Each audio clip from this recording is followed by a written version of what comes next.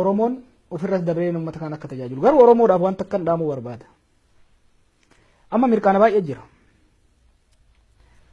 Garuu yoo ofii dura ofii ta'iti hambaa ta'e dura ofii ta'e mana kee yoon jabeessin mana kee yoon qulqulleessin humna mana keetii yoon to'atin konsolideet yoon godhin Itoophiyaafis hin taatu naannoofis hin taatu.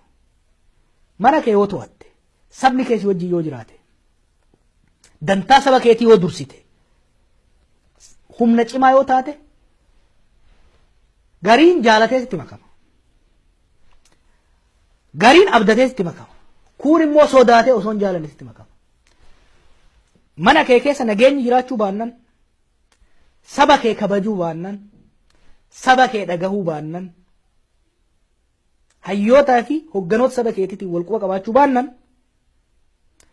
ala qofa yoo kan laaltu taate arra yoo harka sii dhayanii boodoggaa kootii keessi argan si duuba waa dhabnaan sitti ka'an. Kanaaf gorsi muummicha ministeeraatiif illee Oromoo xiqqaa guddaa kennu maali? Waan gaariin hojjetamee jira, waan gaarii hojjennee jira.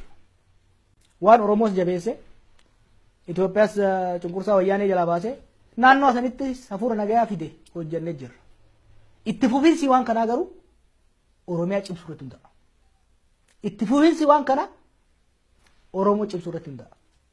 Akkuma yeroo kaan jeetti humna yeroof maallaqa qabnurraa harki wayyabaa harki 70-80 saba keenya irratti ba'uu qaba. Akka Oromootti uummata keenya cimsuu irratti ba'uu qaba. Kan itti aanu qabsoo tanaaf uummata kanaaf fira horachuu irratti fuulleeffachuu barbaachisa. Nama keenya dagannee uummata keenya dagannee karaa irra dhufu irraanfannee qeerroo keenya irraanfannee orma gammachiisuu qofa irratti yoo kan fuulleeffannu taate